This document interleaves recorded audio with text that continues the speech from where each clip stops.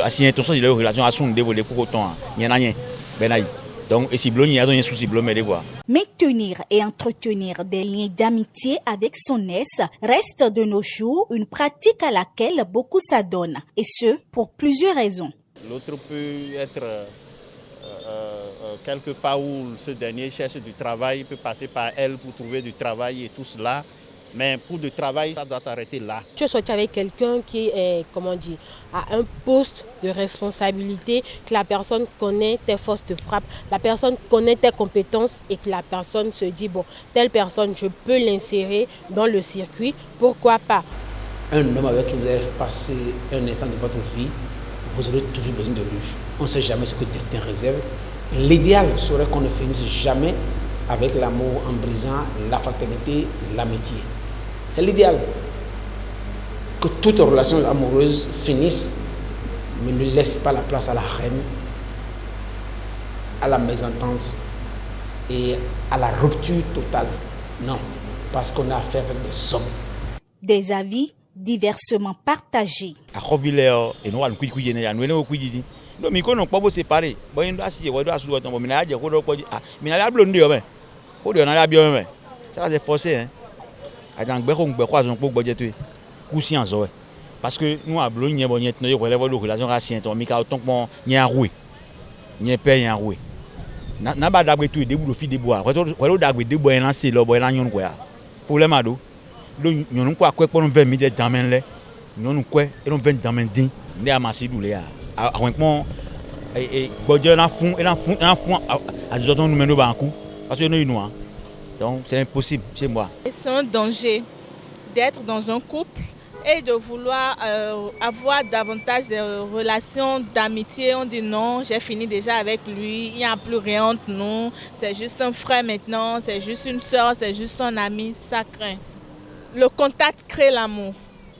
Ça peut réveiller les vieux démons.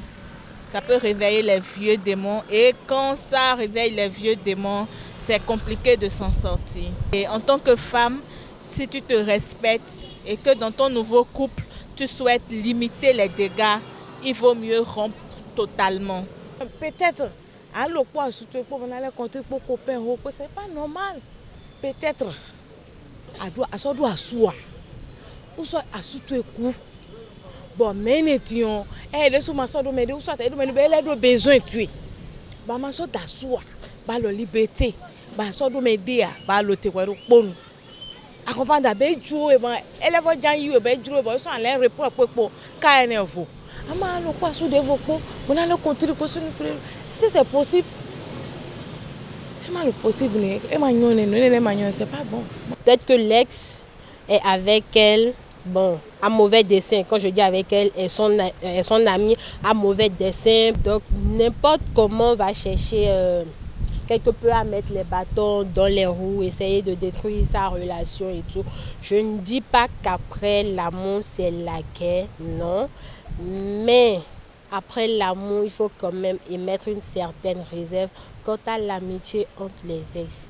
Pour sa part, le sociologue soutient que maintenir une amitié avec son ex émane le plus souvent de l'initiateur de la rupture et ne peut être encouragé au regard des émotions qui se naissent après cette rupture.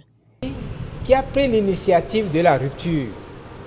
Celui qui a pris l'initiative de la rupture a en fait une préséance, quelque chose de plus que l'autre, parce que lui, il a eu le temps, en fait, de tuer en lui, vous voyez, l'attachement.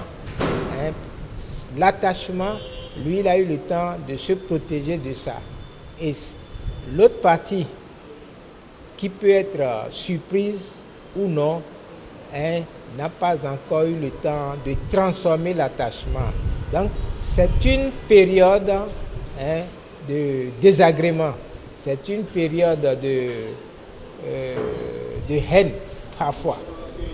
C'est-à-dire qu'il y a le mécontentement et donc véritablement les émotions qui sont partagées sont des émotions qui parfois vont jusqu'au crime, parfois, hein, jusqu'au meurtre, ou parfois même, selon la psychologie hein, des deux, une quand même, de par sa faiblesse, donc, peut décider de se suicider. Donc, à ce moment-là, nous rentrons donc dans les faits divers. Et donc, ça veut dire que la rupture entre deux partenaires, lorsqu'elle n'est pas cadrée, lorsqu'elle n'entre pas dans une logique de discussion, donc ça peut aller la déception peut aller jusqu'à la mort. Pour lui, le relationnel est possible à condition que la conscience individuelle soit au même niveau et que toute tentative d'attachement soit automatiquement rompue après une rupture émotionnelle. S'être connu, c'est une prérogative, voyez un peu. Et maintenir les relations au niveau purement de la sociabilité, de la convenance, c'est utile. D'accord? C'est utile. Simplement qu'il faut définir maintenant le couloir des relations. D'accord? Et donc, tel que je vous le dis, le couloir rationnel peut être maintenu, mais le couloir émotionnel et sentimental pour aller vers la consommation du sexe, je pense que ce couloir-là doit purement être annulé. L'être étant un être de conscience, donc les relations doivent être des relations de conscience. Et donc, il faut savoir à tout moment dans quelle conscience tu es. C'est le cœur qui se met à bondir lorsqu'on se retrouve devant un vis-à-vis qui a été son ex. Et ça va parfois jusqu'à la panique. Donc, il faut dire qu'après une rupture émotionnelle, et chacun des deux tourtereaux doit travailler donc à transformer la perception, les images qu'ils ont de l'autre et couper dans leur conscience les liens de l'attachement. Être ami avec son ex peut être parfois bénéfique, mais imposer des limites et des règles à suivre s'avère déterminant pour le maintien de la paix et de l'harmonie dans sa nouvelle vie de couple.